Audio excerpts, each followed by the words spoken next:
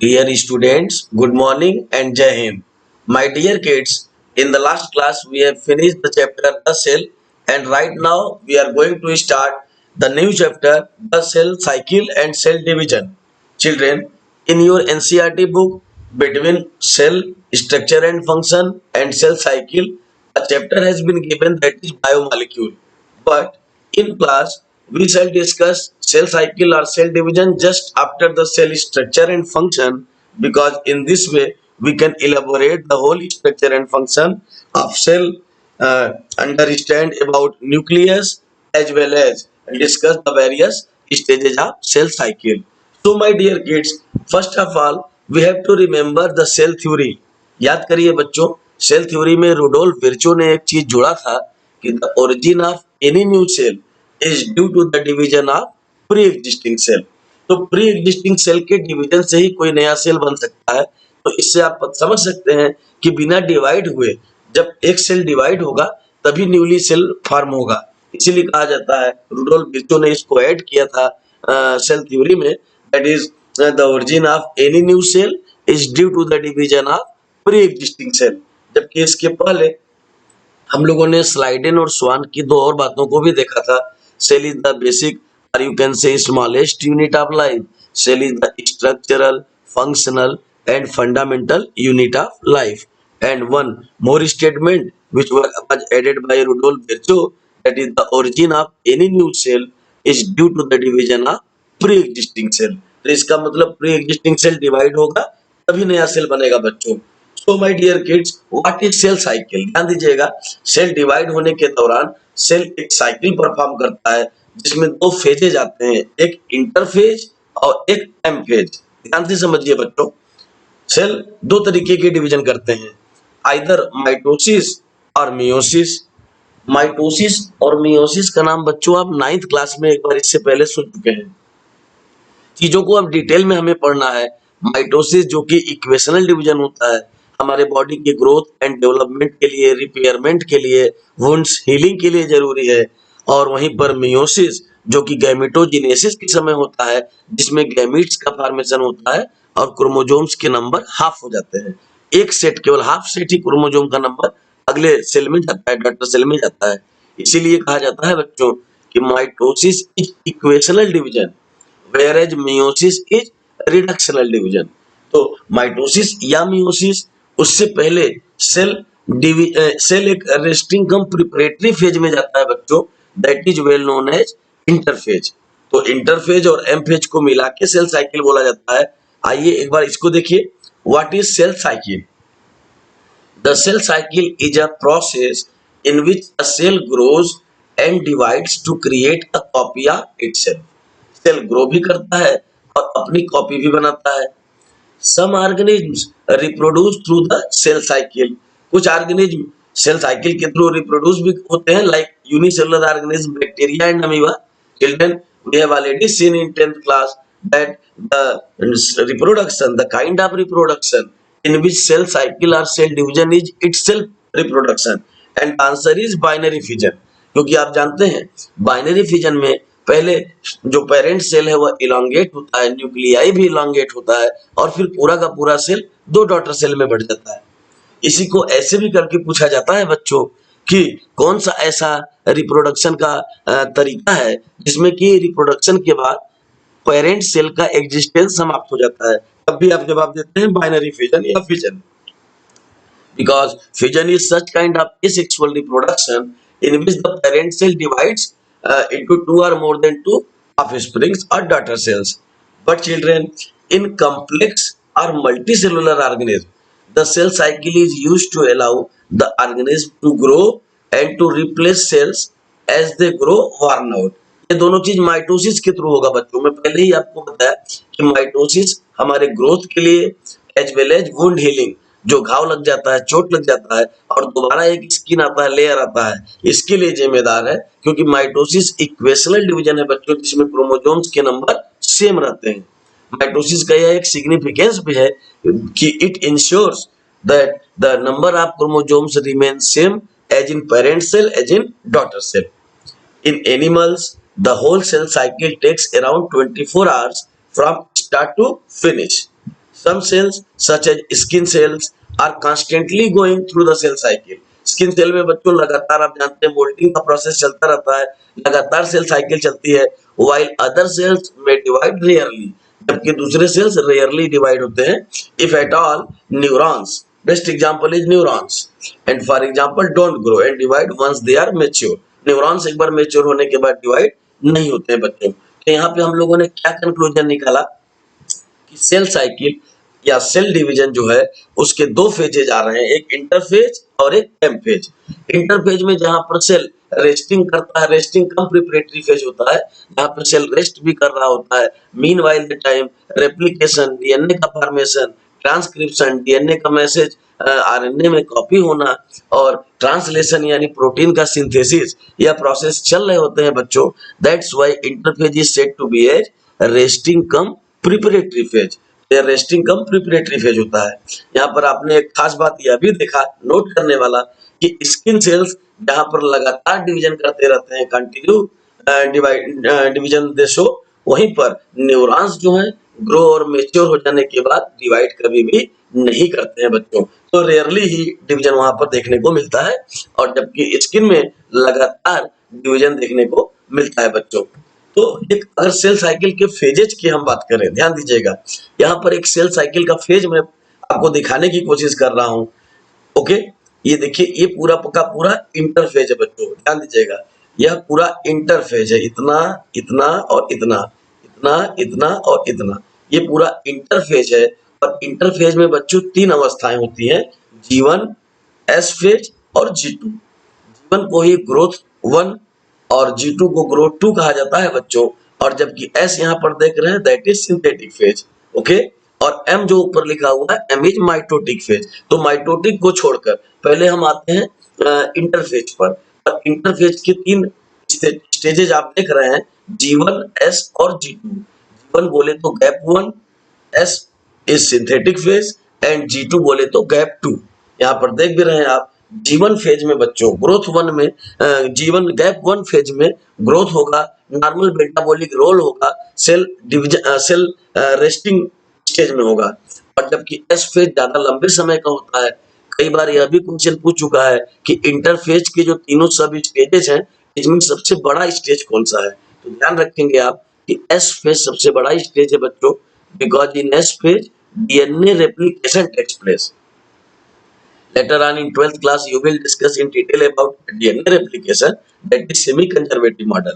अभी आप यहाँ पर यह समझ रहे हैं कि DNA replication means copying of DNA molecule, DNA से DNA का बनना, एक पेरेंट DNA से दो डॉटर DNA का बनना, that is DNA replication। आप देख भी रहे हैं यहाँ पर कि DNA का रेप्लिकेशन सिंथेटिक फेज में या एस फेज में हो रहा है। और चूंकि आपको पता ही है यह पूरा का पूरा न्यूक्लियस के अंदर हो रहा है, तो आप यह भी जान रहे हैं कि डीएनए का यह रेप्लिकेशन बच्चों जो आप देख रहे हैं, यह न्यूक्लियस के अंदर हो रहा है। And this one is gap 2। एक गैप 2 जो फेज है बच्चों, यहाँ पर देखिए लिखा हुआ growth and preparation for mitosis, that is preparatory phase. So here in this phase the genetic information of DNA is being copied into RNA.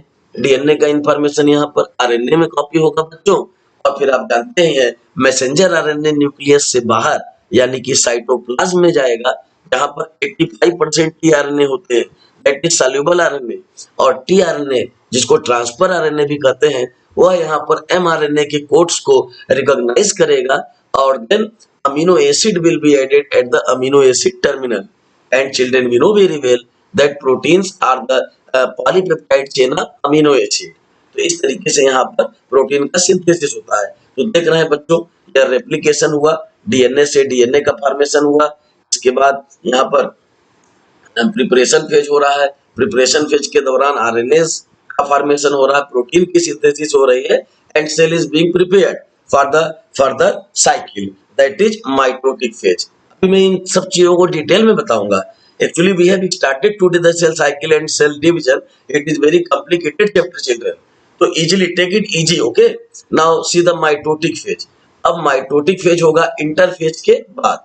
ध्यान दीजिएगा, इंटरफेज में सेल डिवीजन के लिए तैयार हो रहा था, प्रिपरेशन कर रहा था, डीएनए का रेप्लिकेशन हुआ एस फेज के दौरान, जबकि गैप 1 में नॉर्मल मेटाबॉलिक प्रोसेस हुए, और यहाँ गैप 2 के दौरान प्रिपरेटरी एक्टिविटीज हुई, डीएनए का इंफॉर्मेशन आरएनए में कॉपी हुआ और एमआरएनए, टीआरएनए और आरआरएनए के थ्रू प्रोटीन का सिंथेसिस हुआ राइबोसोम्स के सरफेस के ऊपर और उसके बाद अब होगा माइटोटिक फेज। ध्यान दीजिएगा बच्चों, mitotic phase that is the division phase. यहाँ पर मैं पहले भी बता चुका हूँ आपको कि सेल एक्चुअली दो तरीके का डिवीजन करता है, एक माइटोसिस और दूसरा मियोसिस। यहाँ पर हम माइटोटिक फेज यानी माइटोसिस की बात कर रहे हैं। ध्यान दीजिएगा बच्चों, माइटोसिस को कहा जाता है माइटोटिक फेज और मियोसिस को कहा जाता है मियोटिक फेज। तो माइटोटिक फेज और मियोटिक फेज, यहाँ पर माइटोटिक फेज आप देख रहे हैं। माइटोटिक फेज के अंदर चार फिर से आपको सब स्टेजेस नजर आ रहे हैं बच्चों, prophase, metaphase, anaphase and telophase. So children, later on we shall discuss in detail about these phases in mitosis as well as in meiosis also.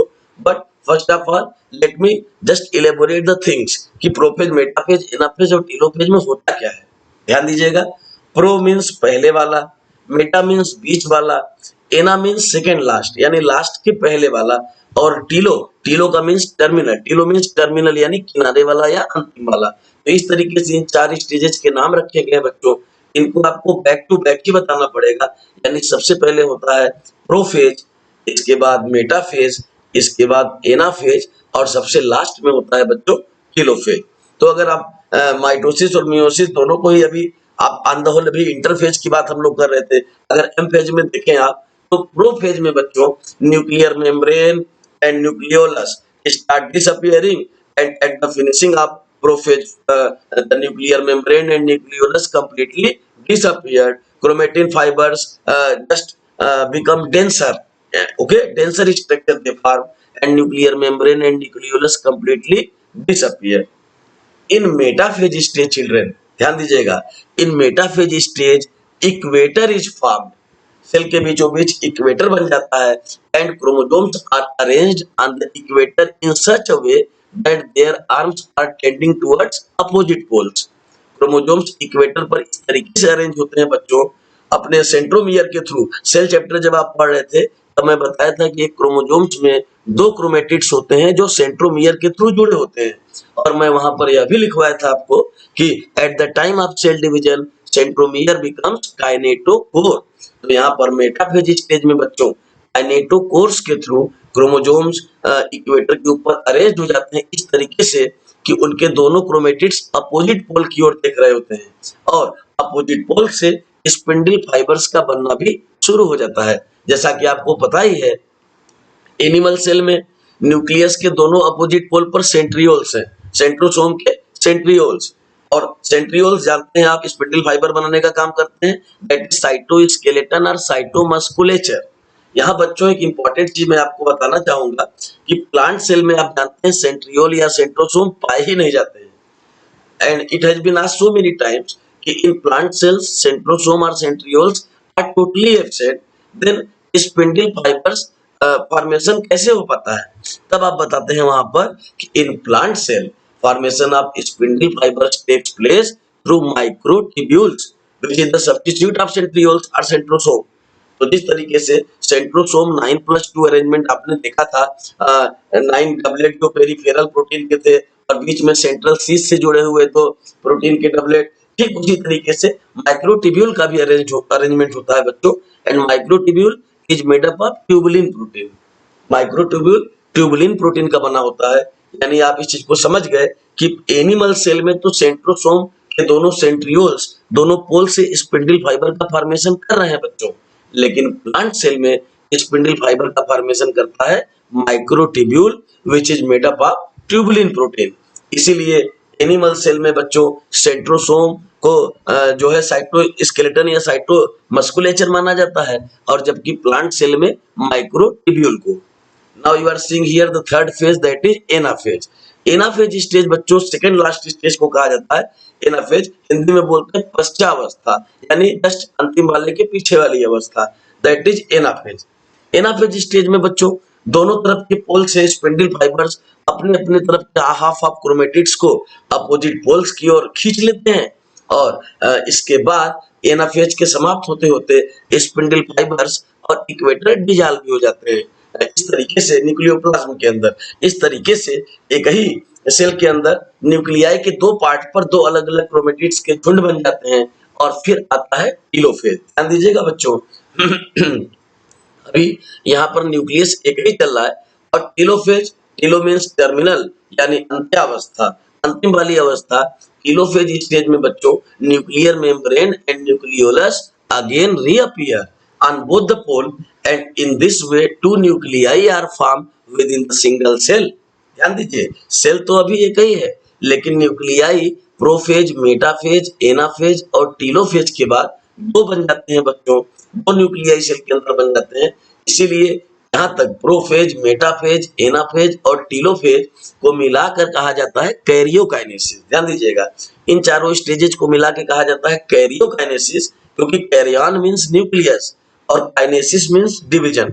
तो यहाँ तक बच्चों कैरियोकाइनेसिस होता है और इसके बाद तब जाके साइटोप्लाज्म का डिवीजन होता है, दैट इज साइटोकाइनेसिस। तो यह कैरियोकाइनेसिस के चार स्टेजेस थे बच्चों, प्रोफेज, मेटाफेज, एनाफेज और टीलोफेज। टीलोफेज स्टेज हो जाने के बाद जब एक सेल में दो न्यूक्लियाई बन जाते हैं तब होता है cytokinesis, that is division of cytoplasm. यहाँ पर एक फिर इंपॉर्टेंट बात मैं बताना चाहूंगा बच्चों कि cytokinesis is differ in plant cell and in animal cell। In plant cell, तो cell plate is formed just at the center of cell। Cell के बिल्कुल बीचों बीच से एक सेल प्लेट बन जाता है, माइक्रोट्यूब्यूल्स बनाते हैं और पूरा का पूरा प्लांट सेल जो पेरेंट सेल है वह दो डॉटर सेल में डिवाइड हो जाता है containing same number of chromosomes. जबकि एनिमल सेल में बच्चों आपको पता है कि सेल वॉल पाया नहीं जाता है, सेल मेम्ब्रेन या प्लाज्मा मेम्ब्रेन ही आउटर मेम्ब्रेन है सेल का, तो वहां पर सेल मेम्ब्रेन में इन्वेजिलेशन होता है। इन्वेजिलेशन बोले तो अंतर्वलन यानी भीतर की ओर मुड़ना, और सेल मेम्ब्रेन या प्लाज्मा मेम्ब्रेन भीतर की ओर मुड़ता है बच्चों, और मुड़ते मुड़ते पूरा का पूरा एनिमल सेल जो पेरेंट सेल है वह दो डॉटर सेल में बढ़ जाता है जिनमें सेम नंबर ऑफ क्रोमोसोम्स होते हैं। इसीलिए बच्चों माइटोटिक या माइटोसिस जो डिवीजन है उसको हम लोग इक्वेशनल डिवीजन कहते हैं। इक्वेशनल जहां पे क्रोमोसोम्स के नंबर सेम होते हैं। आगे जब अभी हम माइटोसिस और मियोसिस डिटेल में पढ़ेंगे बच्चों इसी चैप्टर में, तब हम देखेंगे कि मियोसिस रिडक्शनल इसलिए होता है क्योंकि वहां पर क्रोमोसोम्स के नंबर हाफ हो जाते हैं और चार डॉटर सेल इस तरीके से बनते हैं कि मियोसिस दो स्टेजेस में कंप्लीट होता है, that is meiosis first and meiosis second. Actually children meiosis first is reductional whereas meiosis second is equational। तो मियोसिस फर्स्ट में ही क्रोमोसोम्स के नंबर हाफ हो जाते हैं और उसके बाद दो हैप्लॉइड सेल से दो दो यानी एक से दो और एक से दो इस तरीके से चार हैप्लॉइड सेल बन जाते हैं, क्योंकि मियोसिस सेकंड जो है वह इक्वेशनल है। तो एक एन से दो एन और एक एन से दो एन इस तरीके से एक 2n से 4n बन जाते हैं मियोसिस के बाद। So my dear kids, in this diagram you are seeing the interphase as well as the mitotic phase, but first of all come to interphase and see here the phases of cell cycle। अगर हम cell cycle की बात करें, अभी हम लोगों ने पीछे डायग्राम में यहाँ पर देखा भी कि सेल साइकिल में दो फेजेज होते हैं, एक तो ये इंटरफेज और दूसरा ये माइटोटिक फेज। अब इसको यहाँ डिटेल में देख रहे हैं बच्चों आप कि सेल साइकिल के फेजेज की बात करें तो इसमें दो मेजर एक्टिविटीज होती है, one is interphase and another is cell division या माइटोटिक फेज। ध्यान दीजिएगा, interphase including three substages which are G1 gap 1, that is pre-synthetic phase in which metabolic activities takes place, S phase that is the longest phase of interphase, synthetic phase in which DNA replication takes place through semi-conservative model, and third one is G2 gap 2 that is pre-mitotic phase or preparatory phase, because in G2 gap 2 phase the genetic information of DNA is being copied into RNA and translation takes place, that is protein synthesis occurs। That's why children you are seeing here that interphase including G1 that is pre-synthetic phase, S that is DNA synthesis or synthetic phase, and G2 that is gap 2 or pre-mitotic phase। Now come to the cell division, mitotic phase। interphase में मैंने बताया आपको कि during this phase the cell grows accumulating nutrient needed for mitosis and duplicating its DNA। अपने DNA को duplicate करता रहता है और माइटोसिस के लिए जितने भी न्यूट्रिएंट्स की जरूरत है उसको एक्युमुलेट करता है और सेल ग्रो भी करता है। That's why interphase is well known as growth phase as well as resting cum preparatory phase, क्योंकि यहाँ पर सेल डिवीजन की तैयारी कर रहा होता है, न्यूट्रिएंट्स को इकट्ठा कर रहा होता है, अपने डीएनए की डुप्लीकेटिंग कर रहा होता है. And second one is M phase, that is mitosis, during which the cell splits itself into two distinct cells, daughter cells actually, two distinct daughter cells, and the duration of cell cycle varies from hours to years. घंटों से लेके सालों तक, depending upon the different cell type, या घंटों से लेके सालों तक डिपेंड कर सकता है. अगर हम ह्यूमन बीइंग की टिपिकल को देखें तो typical human cell has duration of 90 hours. तो 90 आवर्स का या ह्यूमन सेल का ड्यूरेशन होता है डिवीजन का. ध्यान दीजिएगा, ह्यूमन सेल का जो ड्यूरेशन होता है डिवीजन का, दैट इज 90 आवर्स, या आवर्स लेके ईयर्स तक में कन्वर्ट हो सकता है. पीछे में एक चीज और आपको बताया था कि स्किन में जहां पर लगातार डिवीजन हो रहा होता है, वहीं पर न्यूरॉन्स में मैच्योर होने के बाद कभी भी डिवीजन नहीं होता है. तो याद रखेंगे बच्चों आप. अब देखें आप यहाँ पर सेल साइकिल कंसिस्ट 3 फेजेस. अगर सेल साइकिल की बात करें, हम लोगों ने जीवन देखा, दैट इज गैप 1, और गैप 1 में ग्रोथ या सिंथेसिस फेज हो रहा था बच्चों. इसके बाद जबकि सिंथेसिस फेज में हम लोगों ने डीएनए का रेप्लिकेशन देखा, जबकि डीएनए की कॉपिंग होती है, डुप्लीकेशन होता है. और फिर आता है G2 फेज. G2 फेज में बच्चों इसको प्रिपरेटरी फेज कहा जाता है, जहां पर सेल प्रिपेयर होता है डिवीजन के लिए, एक्यूमुलेट करता है न्यूट्रिएंट्स को और डिवीजन की तैयारी करता है. मीनवाइल द टाइम ट्रांसक्रिप्शन और ट्रांसलेशन भी हो जाता है, जिस वजह से सेल डिवीजन के लिए कंप्लीटली तैयार हो जाता है. और फिर आता है M phase. M phase includes the overlapping process of mitosis and cytokinesis. ध्यान दीजिएगा यहाँ पर माइटोसिस एंड साइटोकाइनेसिस, इसको इस तरीके से भी समझ सकते हैं आप कि कैरियोकाइनेसिस एंड साइटोकाइनेसिस. एक्चुअली बच्चों जो एम फेज है, एम फेज के अंदर भी दो अवस्थाएं होती हैं. एम फेज के अंदर पहली जो स्टेज है that is well known as karyokinesis, and second stage is known as cytokinesis. Karyokinesis में बच्चों न्यूक्लियस का डिवीजन होता है, और जबकि साइटोप्लाज्म में, साइटोकाइनेसिस में साइटोप्लाज्म का और फाइनली 2 सेल बनके तैयार होते हैं. यहाँ पर ध्यान देने वाली बात यह है कि मियोसिस के अंदर, क्योंकि मियोसिस फर्स्ट और मियोसिस सेकंड 2 स्टेजेज होते हैं, तो मियोसिस फर्स्ट और मियोसिस सेकंड के बीच में भी सेल रेस्ट करेगा, but that is not known as interphase, that is well known as interkinesis. उसको इंटरकाइनेसिस कहा जाता है. नोट कर लीजिए बच्चों कि मियोसिस के दौरान, मियोसिस फर्स्ट और मियोसिस सेकंड के बीच में भी cell resting cum preparatory phase में जाता है, but that is not known as interphase, that is known as interkinesis, क्योंकि वहां पर कोई G1 S या G2 फेज नहीं होता है. That is completely resting phase, that's why it is said to be as interkinesis, यानी डिवीजन के बीच में.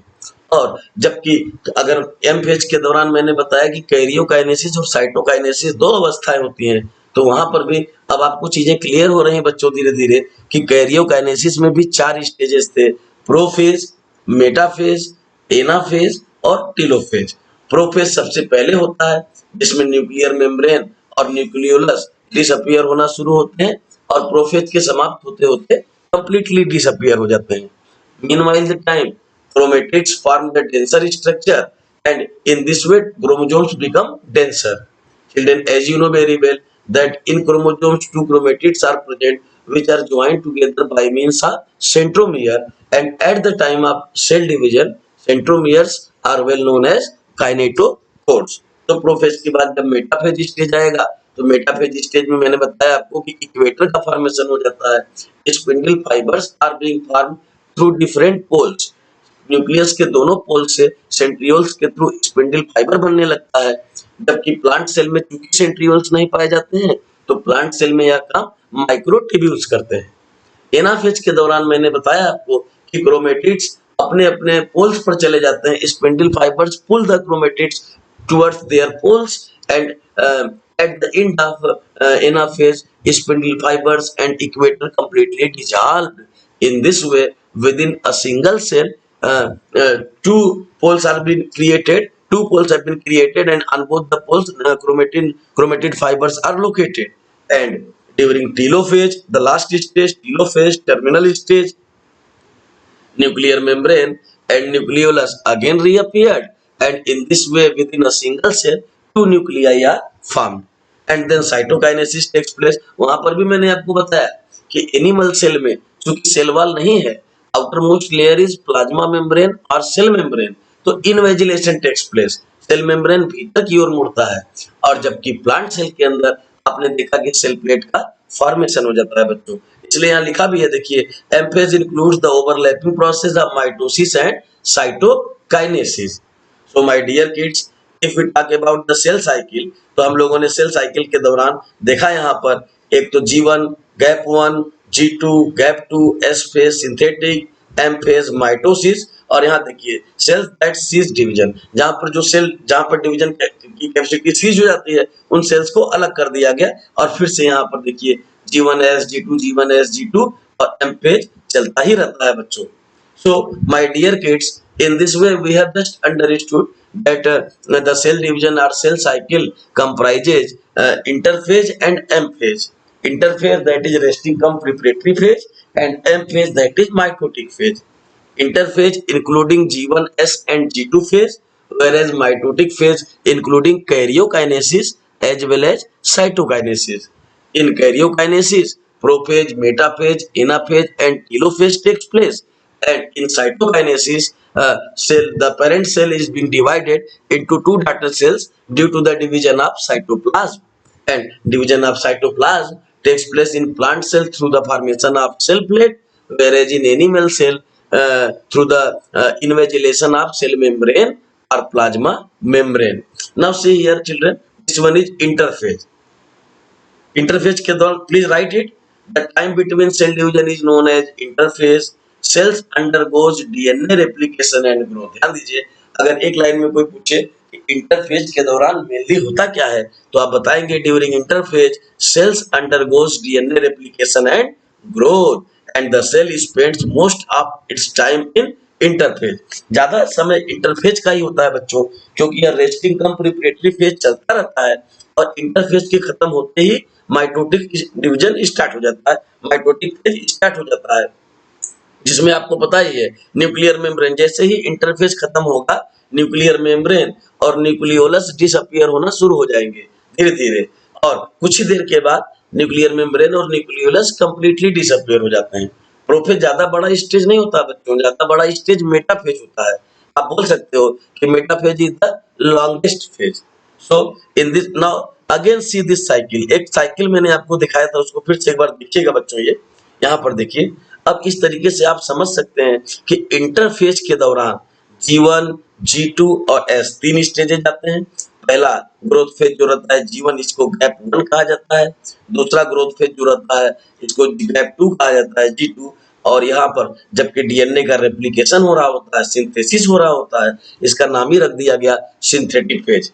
आपको यह भी याद रखना होगा कि synthetic phase is the longest phase of cell cycle, क्योंकि पूरे सेल साइकिल में आप देख रहे हैं सबसे ज्यादा समय तक जो है डीएनए का रेप्लिकेशन में टाइम लगता है।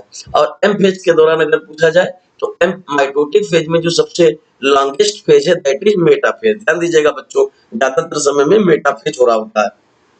इसीलिए जब ओनियन के रूट टिप की हम स्लाइड बनाते हैं लेबोरेटरी में, तो ओनियन के रूट टिप में जब माइटोसिस देखने के लिए, तो 90% केसेस में मेटाफेज ही दिखाई दे रहा होता है बच्चों, because metaphase is the longest phase of M phase, whereas DNA replication, that is S phase, is the longest phase overall the cell cycle. So my dear kids, in this way in today's class we have just started the cell cycle and cell division, and in the next class we shall just differentiate mitosis and meiosis and then start mitosis. Thank you very much.